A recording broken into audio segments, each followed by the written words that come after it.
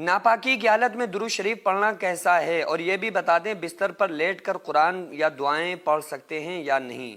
دونوں ہی بہت اہم سوال ہیں کہ ناپاکی کی حالت میں درود پاک کا پڑھنا کیسا ہے، اور بہت سارے لوگ جو اپنے بستر پر لیٹ جاتے ہیں اس کے بعد قرآنی آیات پڑھتے ہیں، ذکر و اذکار پڑھتے ہیں، وظائف پڑھتے ہیں، دعائیں پڑھتے ہیں، تو کیا یہ لیٹ کر یہ تمام چیزیں کوئی انسان پڑھ سکتا ہے یا نہیں پڑھ سکتا ہے؟ اور ناپاکی کی حالت میں درود پاک انسان پڑھ سکتا ہے یا نہیں پڑھ سکتا ہے؟ اس کو تھوڑا سا تفصیل سے میں آپ لوگوں کو سمجھاؤں گا تاکہ آپ کو مکمل یہ بات سمجھ میں آ جائے۔ دیکھیے، قرآن کریم کے بارے میں اللہ تبارک و تعالیٰ نے خود فرمایا کہ لا یمسہ الا المطہرون، اس کو نہیں چھو سکتے مگر پاک لوگ۔ تو اس کو ٹچ بھی نہیں انسان کر سکتا ہے ناپاکی کی حالت میں، اور نہ قرآن کو پڑھ سکتا ہے ناپاکی کی حالت میں۔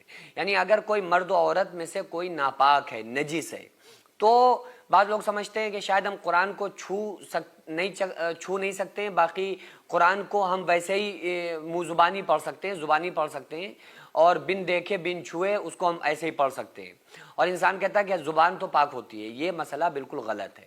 جب انسان نجس ہوتا ہے، جب انسان ناپاک ہوتا ہے، تو نہ قرآن کا چھونا جائز ہے ناپاکی کی حالت میں، نہ قرآن کا پڑھنا جائز ہے۔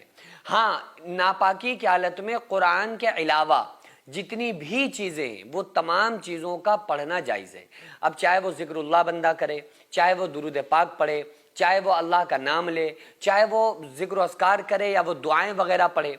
اب اس میں بہت ساری ایسی بھی دعائیں ہوتی ہیں جو قرآن کا حصہ ہوتی ہیں، یعنی کہ جیسے نعم المولا و نعم النصیر، جیسے حسبنا اللہ و نعم الوکیل، جیسے ربنا ظلمنا انفسنا وان لم تغفر لنا وترحمنا لنکونن من الخاسرین، جیسے ربنا آتنا فی الدنیا حسنۃ وفی الآخرۃ حسنۃ وقنا عذاب النار۔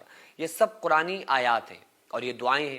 تو اگر انسان اس کو قرآن سمجھ کے پڑھ رہا ہے، یعنی قرآن کا تو اپنا ایک الگ مسئلہ ہے، اگر قرآن سمجھ کے پڑھ رہا ہے کہ ہم تلاوت قرآن کر رہے ہیں، تو یہ ناپاکی کی حالت میں پڑھنا جائز نہیں ہوگا۔ لیکن وہ قرآنی آیات تو پڑھ رہا ہے، لیکن وہ ایک دعا کے طور پہ، وظیفے کے طور پہ پڑھ رہا ہے، تو ان آیات کا پڑھنا جائز ہوگا جو مشہور آیات ہیں، جو جیسے ربنا آتنا فی الدنیا حسنہ، یہ ایک دعا ہے لیکن ہے قرآن میں، قرآن کا حصہ، تو اس کو پڑھ سکتے ہیں۔ باقی اگر کوئی ٹیچر ہے، کوئی استاد ہے، اپنے اسٹوڈنٹس کو پڑھا رہا ہے، تو ہجے لگا کے وہ قرآن کی آیات کو پڑھا سکتا ہے، توڑ کے اس کو ایک ساتھ تلاوت نہیں کر سکتے قرآن کریم کی ناپاکی کی حالت میں۔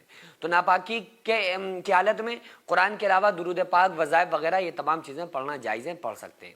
اب رہا مسئلہ لیٹ کر یہ تمام چیزیں پڑھنے کا، کہ اگر ہم لیٹے ان تمام چیزوں کو پڑھنا چاہیں تو پڑھ سکتے ہیں نہیں۔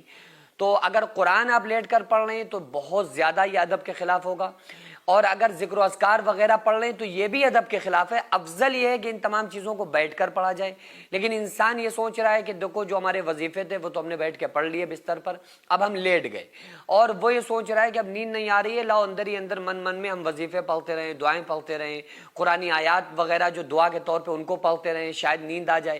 تو اس طرح سے اگر انسان لیٹ کر یہ تمام چیزیں پڑھ رہا ہے دعا کے طور پہ، سکون کے لیے، ذکر کی وجہ سے، کہ بس وہ زبان اس کی تر ہے اور آنکھیں بند کر کے لیٹا ہوا ہے کہ شاید ہمیں نیند آ جائے، اب ہم سونے کے لیے لیٹ گئے تو ذکر کرتے کرتے سوئیں گے، تو اس کنڈیشن میں لیٹ کر وہ پڑھ سکتا ہے، بلا کراہت جائز ہے۔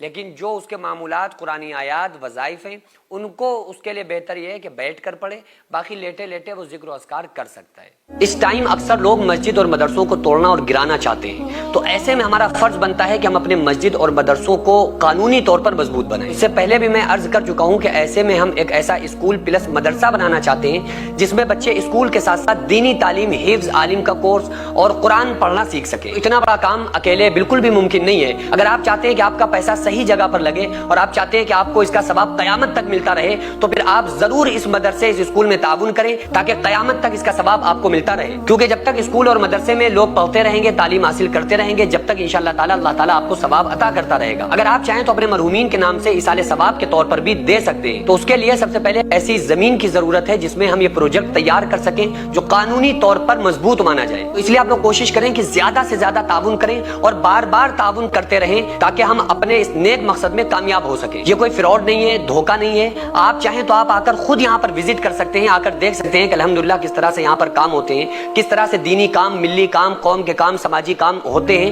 خود آ کر آپ وزٹ کر کے اپنی آنکھوں سے دیکھ سکتے ہیں۔ تو اسکرین پر جو آغازیہ ویلفیئر سوسائٹی کا اکاؤنٹ نمبر اور اسکینر نظر آ رہا ہے، اس پر آپ زیادہ سے زیادہ تعاون ضرور کریں۔ سبسکرائب کر دو۔